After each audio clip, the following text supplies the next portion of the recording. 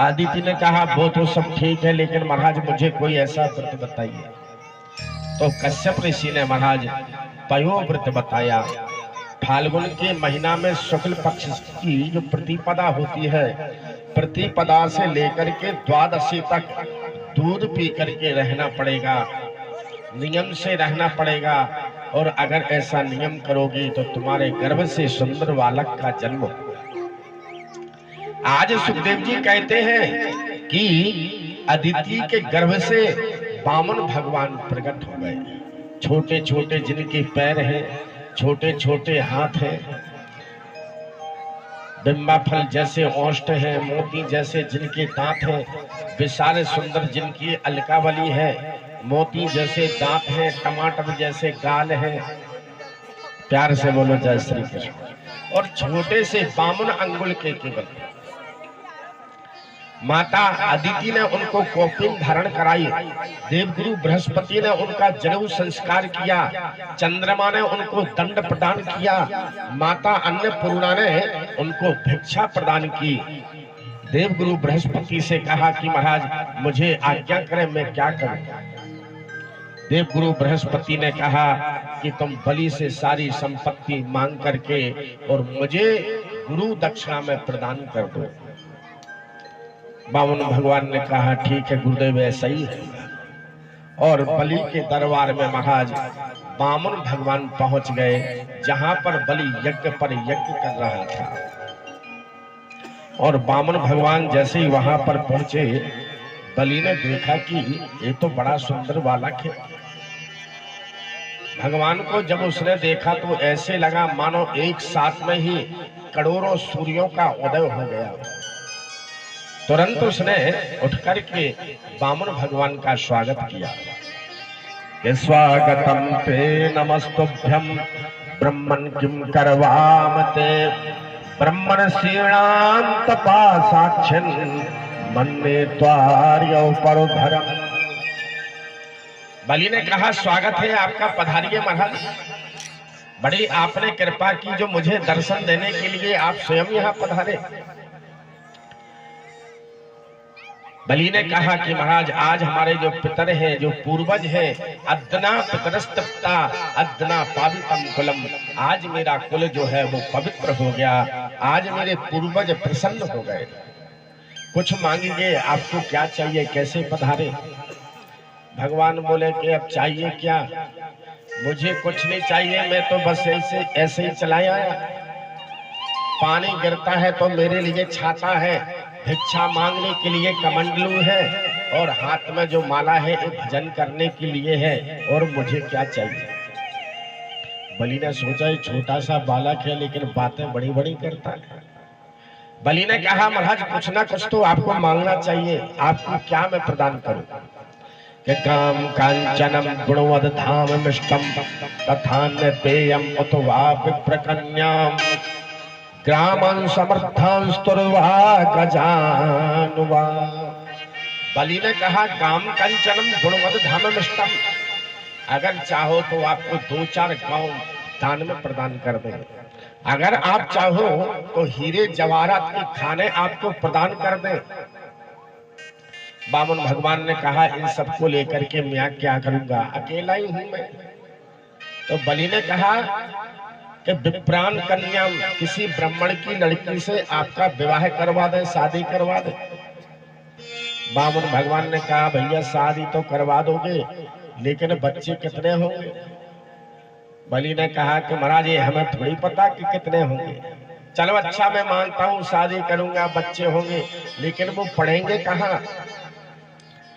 बलि ने कहा कि महाराज जो हमारे पूर्वज है ना हिरण्यकश्यपु, उनका विद्यालय है हिरण्यकश्यपु दानव विश्वविद्यालय, उसमें हम तुम्हारे बच्चों को निःशुल्क ही भर्ती करवा देंगे। वामन भगवान बोले वो तो सब ठीक है लेकिन भैया उसमें कोई मरेगा भी। बलि ने कहा वो तो जो जन्म लेता है वो तो मरता ही है। तो भैया कहने लगे रोना भी पड़ेगा। बलि ने कहा रोना तो पड़ेगा, कोई आस पड़ोस के थोड़ी आएंगे। वामन भगवान ने कहा तो भैया मुझे ऐसी शादी याद नहीं करना, मैं तो फकड़ी ठीक हूँ। प्यार से बोलो जय श्री कृष्ण। मुझे क्या चाहिए, कुछ नहीं चाहिए। बलि ने कहा लेकिन महाराज मेरी प्रसन्नता के लिए तो आपको कुछ मांगना ही पड़ेगा। वामन भगवान ने कहा ठीक है बलि, अगर तुम देना चाहते हो तो मुझे 3 पट जमीन दे दो और कुछ नहीं चाहिए। बलि ने कहा लो कर लो बात। एक ऐसा ब्राह्मण है, तुम बातें तो बड़ी बड़ी करते हो लेकिन तुम्हारी बुद्धि जो है वो अभी बच्चों जैसी है। तुमने मांगा भी तो क्या मांगा? 3 पट जमीन। अरे 2-4 हीरे जवाहरात के खजाने मांगते, 1-2 राज्य मांगते तो देने में भी अच्छा लगता। अब तुम्हारे पांव भी छोटे छोटे से महाराज जो 1 नंबर का जूता आ जाए, और छोटे छोटे पांव से 3 पट जमीन में क्या होगा तुम्हारा?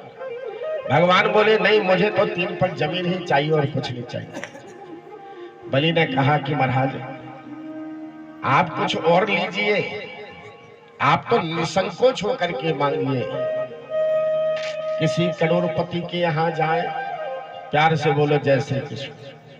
किसी सेठ के पास में जाए, किसी धनी के पास में जाए और उससे कहे कि भैया हमें 1 रुपया दे दो दान में, तो वो कहेगा भैया हमारी बेइज्जती करनी थी तो यहाँ पर क्यों आए? अरे 1 रुपया कोई दान में, हम और 2-4 हजार मांगते, 2-4 लाख मांगते तो देने में भी अच्छा लगता। अब 1 रुपया तुम मांग रहे, क्या दान करें? वामन भगवान ने कहा नहीं, मुझे तो 3 पट जमीन ही चाहिए। बलि ने कहा ठीक है, तो हम अपने पैरों से दे देंगे 3 पट जमीन। कम से कम 5x5 की झोपड़ी तो बन ही जाएगी। वामन भगवान ने कहा नहीं, हम अपने पैरों से ही देंगे। बलि ने कहा ठीक है प्रभु, जैसी तुम्हारी इच्छा।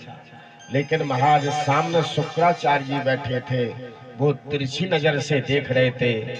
उन्होंने देखा कि भैया ये तो कुछ गड़बड़ लगता है मुझे।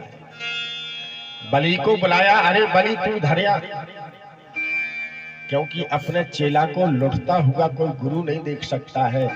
शुक्राचार्य जी ने सोचा कि ये तो ठगने के लिए आया है मेरे शिष्य बलि के लिए।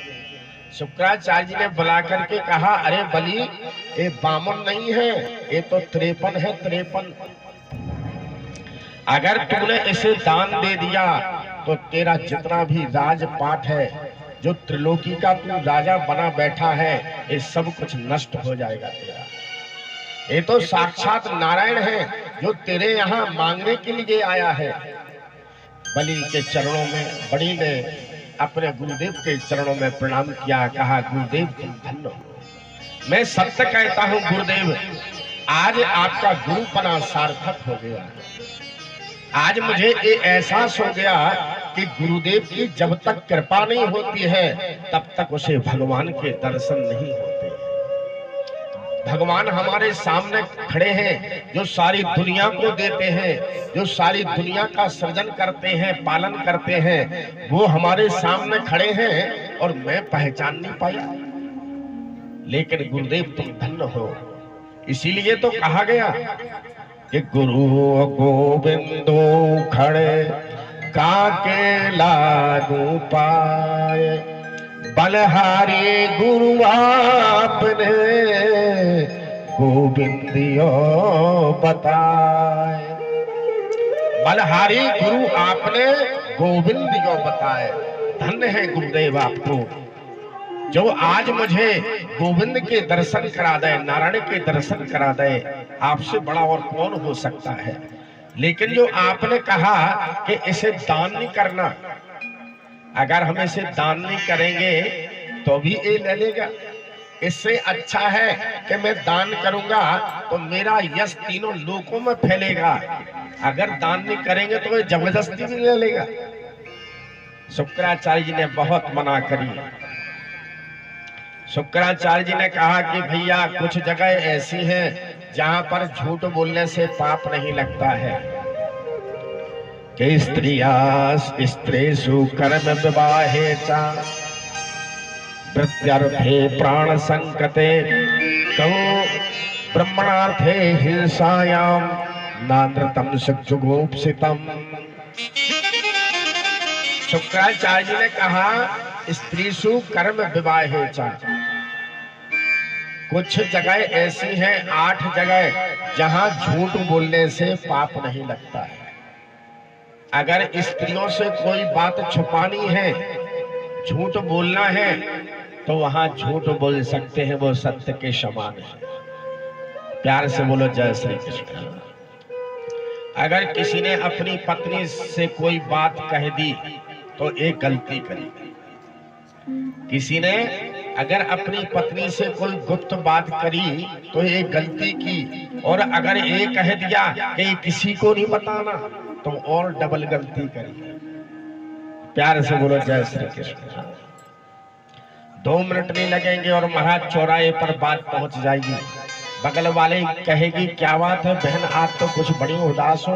अरे बहन, अब मैं हम क्या बताएं, हमारे पतिदेव ने पता नहीं ऐसा ऐसा किया। बताना नहीं लेकिन तुम किसी को, मैं तुम्हें ही बता रही हूँ अपनी समझ करके। और महाराज वो बात चौराहे तक पहुंच जाएगी, वो बात फैल जाएगी।